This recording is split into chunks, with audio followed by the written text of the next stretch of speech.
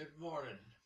This is Dr. Bill White again, and I'm going to talk to you a little bit about trying to lower a high angle case, and that's a pretty tough thing to try to do in orthodontics. Now, I'm a member of the American Orthodontic Society and board certified and all that good stuff, and I want to pass on as much of this information as I possibly can. This case right here, it has several interesting things in it, and I've shown it before, but I want to talk to you about getting the vertical height of the lower third of the face down some, and this young lady definitely needs that, and so that's going to be the main thing, but I'll show these other things that need to be shown in here. I'll just talk about them, but there's a video on them back in the cases somewhere. You can find them. Here is the facial structure of this young lady, and you can definitely see that we've got too much height in this part of the face, and this portion of the face up here is about like this much, and here we've got a lot more, maybe another half inch or a little over a half inch more of facial structure here. And as the chin, as the bite opens, it swings back, and the condyles up here is kind of like a gate, and as you get here at 45 degrees angle to this, and you go down 1 millimeter, you go back a millimeter too, see? So it makes the chin look like it's too short. The chin would be better if it were brought up to here, you see? And this is what we're going to try to get happen over a long period of time. I've had some cases that I looked at 20 years after we finished. If we got the functional thing fixed, in other words, she was a mouth breather or a tongue thruster or something down the line here and kept her mouth apart too much, and her teeth erupted together further, and they don't have to rub together very much back here. It'll be more out here in front, and so now she's got too much height in the facial structure, the lower third part of it, right in here, and you can see that. You get where you look at patients. Now, these are the tough cases. If you don't know what you're doing when you get in here, you can mess around with the teeth, and they'll erupt further, and this will get bigger, and it looks even worse. So these are the cases, the high angle ones. At first, don't mess with these. Send them to somebody that knows a little bit about how to deal with high angle cases. Nobody wants to jump in there because they get to looking worse than they were when they started. So if you don't know how you do that, we've talked about putting these blocks in the back part of the mouth, and they'll depress the teeth, and you can do things to the teeth up here and not open them anymore. In fact, you can lower to some extent. So anyway, let me show you what I'm talking about in this particular case. Now, looking at it from the front, she's got too much height in here, and then the upper lip. See, for years she went breathing through the mouth, and the upper lip did not develop like it should. Now, if you take somebody like this and they have this big gummy smile and got a little short upper lip, they can practice stretching that lip over the teeth. In fact, when I had my teeth straightened, it's been a good many years ago, my mother worked for an orthodontist, and I had an uncle who was an orthodontist, but he was in Atlanta and we were out in West Texas. But the guy that worked on mine told me about how to get this upper lip down. I was a mouth breather, and he said to stretch your lip over your teeth and just pull it down. Well, I've done that over the years, and I've shown people how to stretch their lips, and now that I'm old, my lip covers my teeth up completely. You can't, I have to smile to even see the teeth in there. So you can make your lip move down and get longer. I mean, these platter lips and all these people that put these things in here to stretch their lips, you can make the lip go out here like an inch or two in front of the teeth, or they pull their ears down and do all sorts of things like that. So you can make this lip longer, and then when you smile, don't if you've got a short lip and you smile and you see all this gum tissue up here, you can prevent that. Just kind of smile, kind of like Cary Grant, you know, the movie star. He has one central out, and I'll bet you almost nobody knows about that, because Cary Grant just kind of gives you that little, smile, kind of like that, and people think he's, well, he is a handsome guy, but he's got one central out, and the teeth have drifted together. So he learned not to prop the lip up like that. So this is one thing, people with high angle cases. High angles don't show up so much if you're smiling, but if you close your lips together, they look worse. Now look, let me see if I've got the, no. Well, when the lips are together, you can tell more that there's too much lumen in here, because people kind of stretch out like that, and the more you have, the more length you have in that, the more you pull down on your eyes and other parts of your facial structure, and it sure doesn't help the looks at all. Okay, this young lady, I'm going to go through and not try to cover everything in here this morning, but there's some things to help lower this. Like, we took out her second bicuspids. It's better to take second bicuspids when you're trying to get the bite together, and she had some other reasons to take the second bicuspids out too. Now the second bicuspids have very little effect on causing the front teeth to come in or dishing the facial structure out here. So we took out the second bicuspids, and then we took out the wisdom teeth on this young lady. So we reduced the amount of resistance between these jaws here, so that the pressure that is exerted in here is exerted on fewer teeth.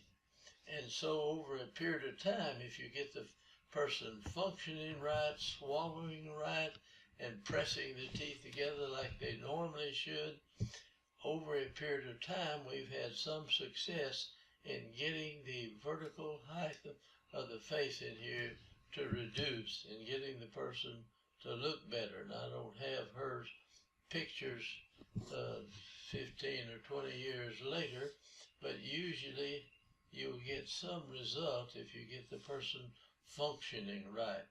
In other words, you reduce the teeth that are going to resist the muscle structure in here, and you put more pressure on fewer teeth, and this function, if you get them functioning right, swallowing right, chewing, and closing that together, and breathing through their nose, and keeping their mouth closed, you bite together some 2,000 times. I mean, that's a lot of closing together in a 24-hour period of time. And even if you press together just a pound or half pound or so, that's tons of force these teeth resist during a 24-hour period. And that's what determines the height between the chin and the nose in here. And you get too much of that, and it just looks bad on anybody. And you can take a beautiful facial structure and give them too much vertical height to the lower third of the face, and it messes it up. And so that's what we're trying to keep and teach you what to do if you don't know what you're up against when you get into that. So here again, we took the second bicuspids out and the wisdom teeth back here. Now the wisdom teeth coming in will push on these teeth. They'll get underneath here and come up, push on this teeth, and they will open the bite. My oldest son, which didn't have a close, he could bite his teeth together when he went off to college, and he started getting his wisdom teeth in, and they raised the second molars back here in the back, and he called me up and said, "Dad," said, "I can't close my front teeth together now." And I said, "Well, let's see what your wisdom teeth are doing." And he had wisdom teeth that were headed in, kind of the side, and was hitting these teeth and pushing them up and coming down. And that raised these teeth up pretty fast, and that opened it up, and he couldn't bite his front teeth together. We got the wisdom teeth out, and these teeth came back together in the front. So these are some things that you need to understand if you're going in there and doing orthodontics. Now, if you've got a infected deciduous tooth, do not go in and try to do a root canal on it if you possibly can help. Some people do. Now, all these slices and reducing of the deciduous teeth, and where we take the nerve out, we've done that on healthy teeth every time, and we've never had one of them blow up. But if you go in on one that's already infected and try to do a pulpotomy or think you're doing a root canal filling frequently, you don't get all the bacteria, and something happens in here, and I'm going to show you what happened in this particular case right here. So let me get on with this. We're going to spend too much time, looks like. All right, this is a cephalometric picture here. This was 1985, and here is it. This was 1979, excuse me, and she had some badly infected deciduous teeth. See both of these right here, and problems here. So whoever worked on her tried to go in, and they tried to go in and treat those teeth and keep them there so they could keep the 6-year molar from drifting over this hole. And so they crowned those teeth. Now look at where this tooth is right here. And this is the one.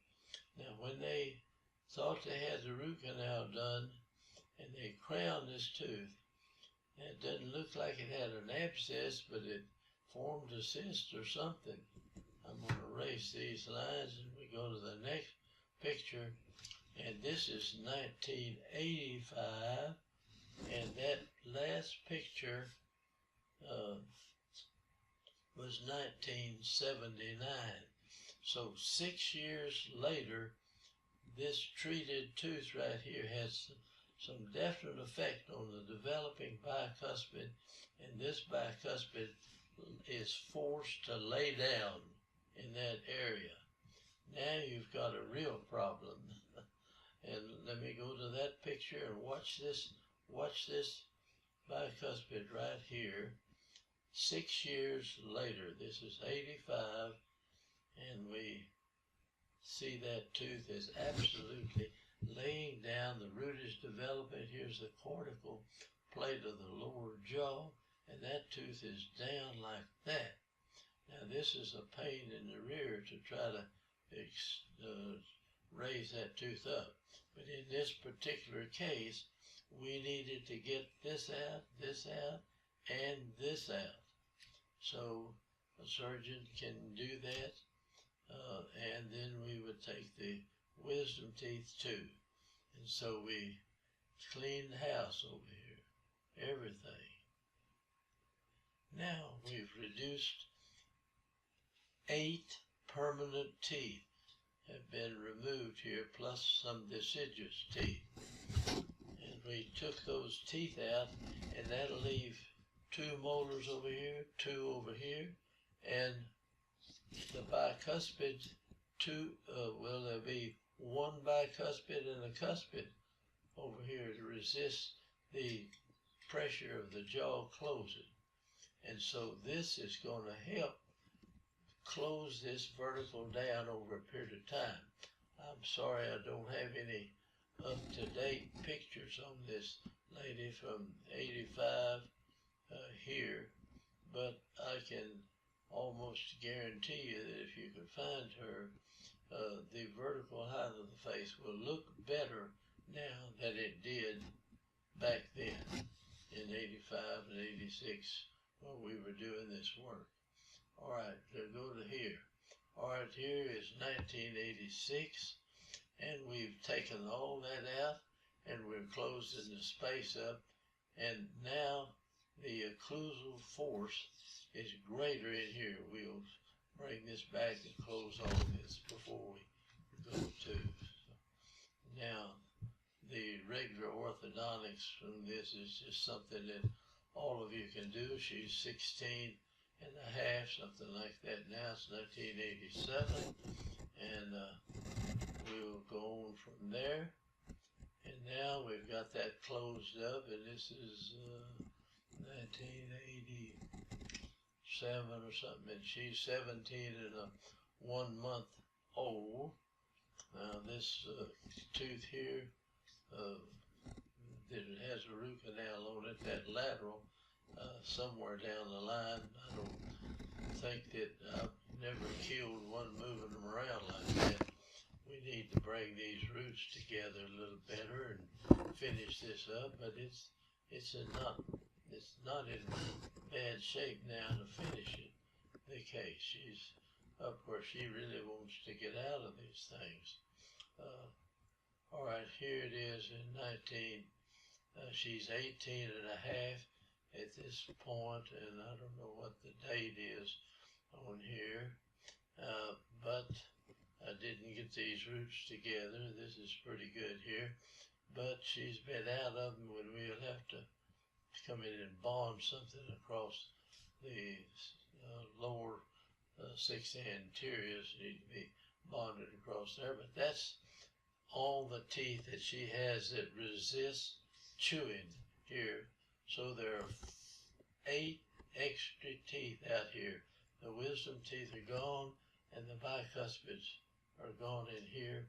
So this is going to let this case close together better if she's got a good functional problem of biting together when she swallows and pressing the teeth together, keeping her teeth together when she's breathing.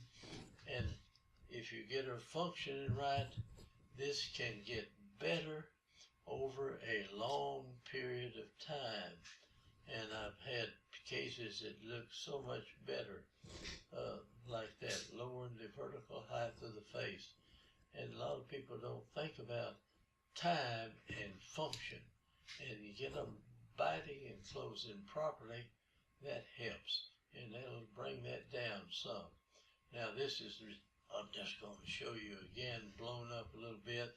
This is 1979.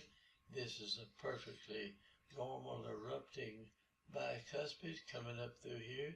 This tooth has a huge abscess or a cavity in it, and they come in and think they got the root canal closed on the thing, and they crown it, put a stainless steel crown over it and close it all up. And something swelled up. Now, whether it abscessed or just a follicular cyst form, but pressure was exerted on that erupting tooth and it turned over on its side. And this is the cortical bone down here. And I'm going to go back one here if I can and see that tooth. Now, 6 years later, it looked like that. So now, if you have some case like this, and I'm going to just run through and show you the orthodontics in it. That's just regular orthodontics, closing the gap up and all that stuff. And if you want to go over it short, pick that up, that's fine.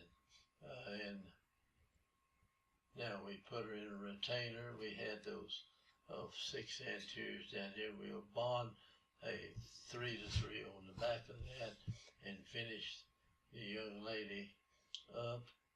And now she's got a nice looking set of teeth, a nice smile, and we fix it with a little bite plate where her lower anterior teeth fit into this groove right here. And if they wear that retainer and stay with it, those teeth will stay there. And you let the teeth erupt together, erupt into each other, and wear in. And these little plastic shells that they give you to wear keep the teeth lined up, but you got 2 layers of this vinyl, whatever they're made out of, in between the teeth. And the vinyl is the same thickness in the back as it is in the front, so you hit more back here and less in the front, so you tend to depress teeth. So those little shell retainers, in my own thinking, are not good. They're cheap and they're easy to make, and people get them, and they will line the teeth up. Now, if you let a tooth get turned or twisted, you put them in there and wear them and stay with them all day, they'll straighten the teeth back out. But teeth need to erupt into each other and have the point of the upper one come down in here, and they need to wear in, just like valves in a car need to wear in. And so you need teeth, something that holds them in line and allows the teeth to erupt together and chew against each other. And that's, those things just don't do that. But some, these programs, they just don't pay enough for somebody to make a real good retention program there for people. So that's my own opinion. So some people say, well, they get lined up and they can stay, but I don't like this most of. Okay, here we are. I still haven't got the, now I leave them bracketed all the way until I bond a 3 to 3 down here on the bottom. It'd be better. I like to bond up on the 3 to 3 on the top also, but it's a lot more involved than the bottom one. Okay, I'm gonna close up. This is the smile. Remember, you can stretch your lip if you really want to, and to look good, people will do a lot of things, and it'll sure make her look better. And then for her not to smile like that, I mean, just do the Cary Grant smile, just to kind of barely part your lips and just kind of look like that, instead of this big smile this way. You just control it. That's not good. If you're going to smile, just have a slight smile and then try to stretch your lips, and you can get them stretched. These platter lip people do it all the time. And there's another one in 97, and that's 85. You see the high angle case. And here she is later on. She's got lowered down some and she's smiling better, and you just see the teeth. That's as high as you ought to bring the lip when you smile in there. And this, when you close the lips together and you've got too much space in here, it doesn't look good. But if you smile, it masks it. People can't tell it. So if you have too much vertical height, I'm talking to people that have this worked on, and if you got too much vertical height in your face, just run around smiling all the time. It'll make it look a lot better. I'm gonna go back and show you. You see, if you close the lips together, it's just too much. It's stretched out in here, and that does not look good.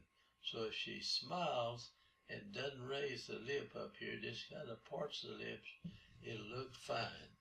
And you can mask it to some extent. Now this looks a little better. This is 89, and we've got her functioning better, and so it's beginning to have an effect on it. Now over a period of time, this will lower a little bit more, and she'll look pretty much pretty well normal in that area. So this is not too bad. See, this is less now than it was when we started. So I hope you catch on to this and learn how to deal with high angle cases. I'm sorry we've taken about 25 or 27 minutes here to show you this, but it'll be worth it to you. Now she looks a heck of a lot better in just a few years of just retention and watching it. So I'm going to say goodbye, and I hope you learned something from this, and subscribe to our channel. We need all the people we can get subscribing to this. We don't have all the answers, but we have a lot of them. And I've been doing this stuff for a long, long time. And I've learned a few things. I didn't learn them from books.